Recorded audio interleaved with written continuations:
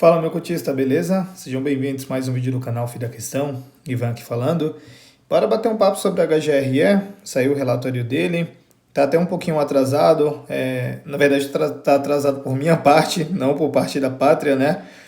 Tinha muitos relatórios aí durante esse mês, eu me enrolei um pouquinho, então acabei demorando um pouco para fazer o vídeo dele, tá? Mas fazendo aqui agora, já vou soltar logo em seguida aqui para vocês. E vamos dar uma olhadinha aqui o que rolou durante esse mês aí. Então, fundo antigo aí, né, de 2008, tem uma taxa de administração de 1%, que parte macro a gente pula. Vamos aos indicadores primeiro, né? Então, patrimônio líquido aí de 1 bi e 800 milhões, uma cota patrimonial em 155,74, cota mercado fechou sexta-feira a 116,70. Aí tem um PVP aí tá bem descontado, né? 0,77. Liquidez média diária de 1.600.000, um dividendo a mercado de 25,5 ao ano. Isso aqui foi impactado muito por conta dessa distribuição que ele faz no final do semestre, né? Que é até pelo menos 95% do que foi realizado durante o semestre corrente. Então acabou elevando lá para cima, mas normalmente é bem abaixo disso. Ainda na parte de indicadores são 13 imóveis, 32 locatários, um ABL de 144 mil metros quadrados, prazo médio de locação de 3 anos, 3,7, vacância física 3,3 e financeira de 9,1. Agora, bora para os comentários aqui da gestão, né? Então, ele ressalta aqui que 9 dos 20 relatórios mensais dos fundos da Pátria, né, incluindo o HGRE, foi entregue aí nessa primeira quinzena desse mês. A ideia é que seja tudo entregue na primeira quinzena, né? Então, acredito que talvez no próximo mês eles já consigam fazer isso, né? E além disso também teve a inclusão de planilhas com fundamentos detalhados dos principais fundos da casa, né? E vai ser disponibilizado no site. Aí já na parte de resultado aí de 1,10 por cota, o que levou a um resultado de 87 centavos, né? E aqui os principais eventos que impactaram o resultado do fundo, né? Recebimento da sexta parcela da venda, que gerou um resultado de aproximadamente 1 centavo por cota. Vendas de cota do SARI 11, deu 4 centavos por cota, né? E aqui ele fala que o rendimento anunciado foi de 2,55. Então, assim, entregou muito mesmo nesse mês por conta de ter que entregar até 95%, né, do apurado no corrente semestre. Então ele fala que a distribuição extraordinária se dá principalmente pelos recebimentos das parcelas de vendas realizadas pelo fundo no semestre, né? Sendo elas o recebimento da primeira parcela do edifício Vivo Curitiba, 30 centavos por cota. Terceira parcela do edifício Faria Lima, 41 centavos por cota. Primeira parcela do Conjunto 62, do Transatlântico, mais 1 centavo por cota. E o recebimento total da venda do Berrini One, 1,32 por cota. Então, tudo isso levou a potencializar esse rendimento aí para 2,55 nesse mês, né? Então, ele faz um resumão aqui do primeiro semestre, né? Que já é uma prática dos fundos da casa, fazer isso. Então, ele destaca a estratégia de reciclagem de portfólio, né? A ideia é consolidar participações relevantes em imóveis corporativos de alta qualidade, com ênfase na cidade de São Paulo. E aqui ele fala, né, do primeiro semestre foi dedicado à identificação de oportunidades de desinvestimento estratégico, resultando na venda de 3 ativos: Vivo Curitiba, Conjunto 64 do Transatlântico e 4 lojas lá do Berrini One, 4 lajes, desculpa. Aí aqui ele traz mais algumas coisas em relação à diminuição da vacância, né? Então a estratégia vem gerando resultados consistentes, com a taxa de vacância financeira caindo de 15 para 9,7 em dezembro, né? E atingindo 9,1 no mês corrente. Com o contrato de locação em andamento, a gestão projeta fechar o ano com vacância abaixo de 9%. Desafio e avanços na ocupação. Então, alguns ativos, como o Guaíba e o Jatobá, ainda requer atenção especial da gestão. Ainda tá bem difícil, né, Guaíba, lá no Rio Grande do Sul, e essa torre de Jatobá em Alphaville. Então, ele fala que a preferência está em locar rápido, à frente de esperar potencial locatário com preços melhores. Então, assim, se alguém tiver interesse de chegar, ele custa X, e a pessoa oferecer Y, provavelmente ele vai alugar mesmo, já para, eu acredito até que seja uma estratégia para depois vender. Porque você vender um imóvel vago é uma coisa, você vender um imóvel que já está alugado é outra coisa. Então talvez ele queira alocar rapidamente justamente para fazer o desinvestimento dele, né? Vender. Então ele fala que estão negociando os contratos para ambos os empreendimentos. A ocupação crescente facilita a execução de estratégia de desinvestimento, é o que eu acabei de explicar, né? E aqui ele traz planos e expectativas, né?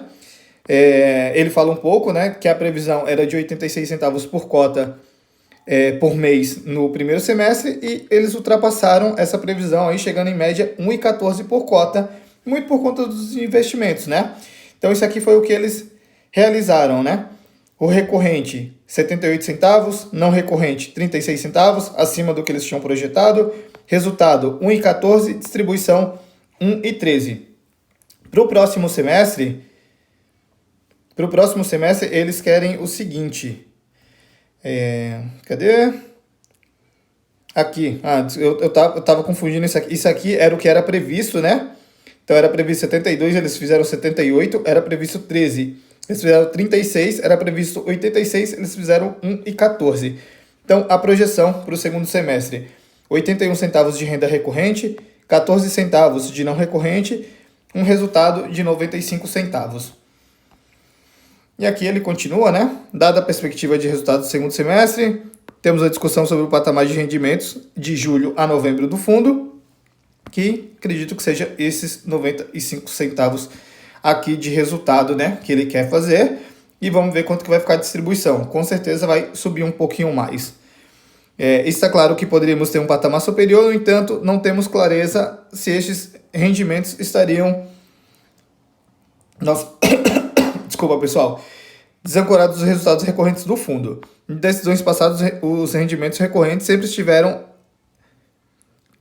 calçados em valores que seriam atingidos pelos resultados recorrentes. Com isso, enfim, é uma ladainha só para ele falar mais ou menos o seguinte. Se mantido esse valor de 85... Cadê? Naturalmente teria um valor não recorrente para dezembro. Então, vamos ver aqui um negocinho rápido. Eles estavam entregando os 85 centavos, né? A ideia deles é ter de resultado 95 centavos, o que daria para aumentar a distribuição aqui, né? E ele fala que ele pode aumentar muito mais, só que isso vai estar desancorado ao que ele está recebendo de resultado recorrente, né? Porque teria que colocar muito resultado não recorrente para entregar um pouco a mais disso. Então ele está avaliando direitinho, mas eu acredito que vão aumentar os rendimentos.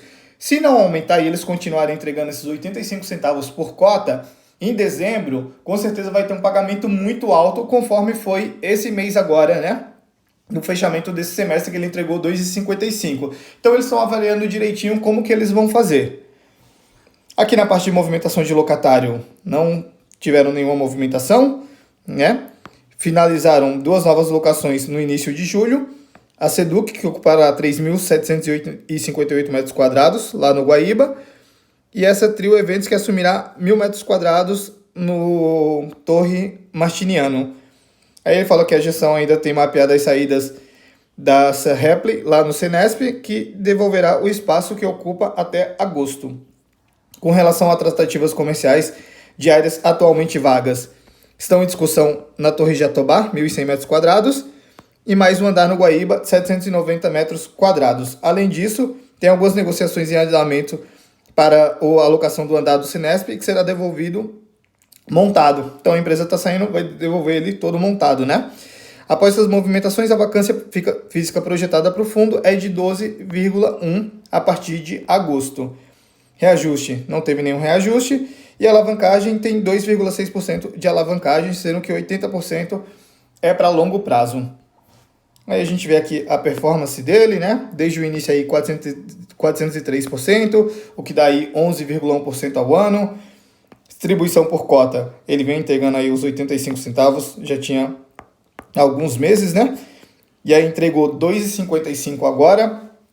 Então os dividendos para o próximo semestre é como eu falei para vocês, eles podem manter esses 85 centavos, só que quando chegar em dezembro, provavelmente vai vir um valor bem alto quanto esse aqui. Ou eles podem aumentar um pouco, suponhamos 90 centavos, e aí quando chegar em dezembro, aí esse valor extraordinário não será tão alto assim. Aí eles estão avaliando direitinho o que eles vão fazer, né? Que vai dar um dividendo anual aí, normalmente fica nessa faixa aí de 9%, né? Isso aqui estourou muito por conta desse pagamento, mas fica entre 9%. Aqui na parte de resultado, então a gente vê como foi o resultado. Receita recorrente 1,5, não recorrente mais 5 centavos, 23 centavos de despesa, né? Teve que utilizar 1,68 aí da reserva para pagar os 2,55. Então a gente vê como que tá a reserva aqui. Tinha 3,73, ficou com R$ 2,05. Ainda tem muito caixa aqui, tem muita reserva para entregar, né? Então assim, por isso que eu acho que dá sim para aumentar os rendimentos, dá para pagar em 95 centavos tranquilamente, e ainda dá para chegar em dezembro e entregar um pouquinho a mais.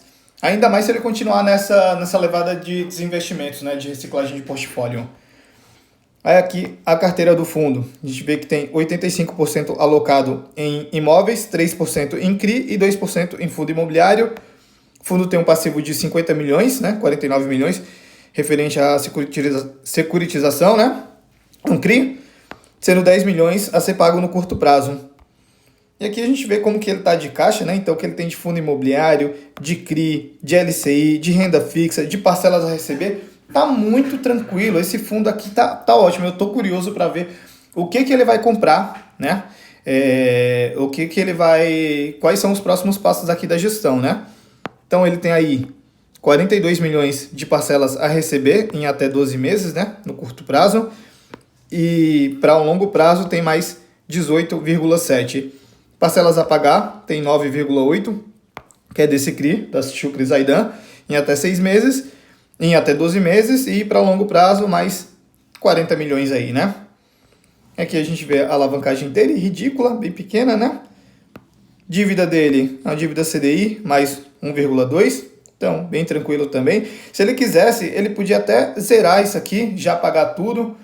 Não sei se ele vai fazer isso, mas já poderia fazer, que está com situação de caixa muito tranquilo. E a carteira de ativos dele, né? Os ativos que ele tem, distribuição geográfica. Então tá aí São Paulo, Rio e Rio Grande do Sul. A gente vê aqui, ó, 1,8 e 0,8, né? Então é mais São Paulo mesmo, né? Portfólio com 13 ativos, em 3 estados, mais de 144 mil metros de ABL. Classificação entre A e AAA, representa aí 87% do fundo, né? Então, alocação por classe, a gente vê justamente o que estava lá em cima, né? E aí tem mais isso aqui que, assim, eu acredito que em algum momento ele vai vender, né? Alocação por segmento de locatário, a gente vê um pouco de tudo, por inquilino, natureza dos contratos, então tem um pouco de contrato atípico também, tem contrato típico, alocação por indexador bem meio a meio, mês de reajuste aí, tem bem pouquinho agora para o final desse ano, né? Agora em julho, 24%, concentrações das revisionais bastante aí para esse ano de 2025, né? Vencimento dos contratos lá para 27, metade dos contratos do fundo aqui começam a vencer. Histórico de vacância, então já tem um bom tempo aí, desde dezembro, que está com o mesmo patamar. E aqui a carteira dele, né? Aqui a gente vê os imóveis que ele tem vacância aqui, né? Que são justamente, ó, classe B, classe B, classe B. E aí só esses dois aqui, classe A. Aqui a parte de movimentações. Então a gente vai vendo aqui sempre... Desculpa, pessoal. Sempre variando um pouco, né? Então, lá em maio era 13,3%. Abril, em junho, a mesma coisa. Aí chegou em julho, caiu para 10% por conta dessa alocação do Guaíba e dessa Trio Eventos. Aí, em agosto, vai subir para 12,1% por conta da saída dessa réplica aqui. Lembrando que ele já está negociando essa área aqui. Então, pode ser que nem suba essa vacância aqui, né? E tá aí, não tem mais nenhuma movimentação aí mapeada. Então, vai continuar com isso, né? Isso se ele já não conseguir alugar aqui para saída. Se ele conseguir, vai ficar nesse patamar aqui de 10% mesmo. Na parte comercial e estratégia, né? o resumão aqui dele. Então, continuam otimista aí quanto à redução da vacância do fundo. Recente locação lá do Guaíba de Porto Alegre, representa um avanço significativo, especialmente porque a vacância remanescente encontra-se em ativos de menor liquidez, como a Torre Jatobá em Alphaville, como dos contratos em fase de negociação e outros em análise e evoluindo. Então, com a locação de 5 andares a Seduc, somando o contrato de um andar em fase final de assinatura, reduzimos a vacância no Guaíba de 78% para 36%. Então, assim, foi muito, né? E a ideia é reduzir logo isso aqui tudo, porque eu acho que em algum momento ele vai vender aqui também, né? Eu acredito que ele vai ficar concentrado só em São Paulo. Aí ele fala aqui da devolução do Senesp, prevista para final de julho, né? Vai acabar que vai ficar elas por elas ali, né? Mas eles já estão trabalhando para alocação desse próprio Senesp, né? Então vai ter uma queda na vacância ali mesmo, né? Ainda ele fala, espero a conclusão da revisional dessa Bfly, lá no Paulista Star, com efeitos positivos nas próximas semanas, além de já contratar o término das carências da expansão do BP e do Sírio-Libanês na Torre Martiniano. Então aqui a gente vê o funil de locação dele, em negociação comercial, 3 mil metros quadrados, em minutagem, 3.297 mil metros quadrados, e locação, aqui o que ele fez, né, o que ele realizou. Carteira de fundos imobiliários dele, então tem 2,3% alocado em fundo imobiliário, né? A gente vê que o Sari, ele está saindo aqui, ele fez a venda de uma parte, ainda tem um residual aqui, mas ele tem que vender, porque no regulamento dele, ele só pode investir em laje mesmo, né?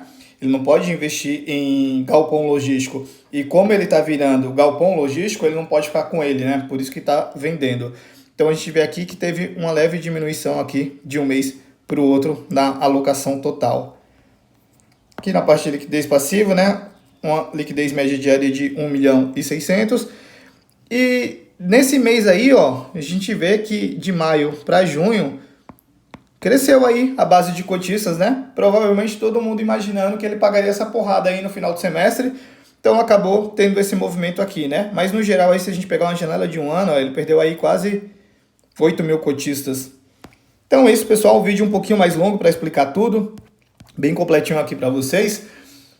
Então, cara, super tranquila a situação desse fundo aqui. Eu acredito que ele vai continuar nessa reciclagem de portfólio, vai ficar com os imóveis somente em São Paulo mesmo. Então eu até penso o seguinte, como a Pátria está fazendo tá juntando esses fundos todos, né? Eu acho que esse aqui ele não conversa com o PVBI. É uma pegada um pouco mais diferente, né? Mas assim, a Pátria tem outros fundos de laje também. Então ela tem o PATC, que é um fundo de laje, e tem outros dois, que se eu não me engano é BLMO, que era da Blue Macau. São dois, eu não lembro, é monoativo, os dois, se eu não me engano, são monoativos. Então assim, são em São Paulo também, então acredito que caberia aqui dentro desse fundo, né? Só tem que ver a questão como que tá lá, se tá com vacância, alguma coisa assim, para não ser um negócio ruim aqui para o fundo, né? Mas enfim, eu acredito que isso possa acontecer futuramente, vamos ficar atentos, vamos ficar de olho. E é isso, pessoal, não tem muito mais o que falar não, então se ficou qualquer dúvida pode deixar aqui nos comentários, se gostou deixa o like, se gostou mais ainda se inscreve no canal, ativa o sininho para não perder nada. E segue lá no Instagram também, @o Fi da Questão. E é isso, galera. Valeu, abraço!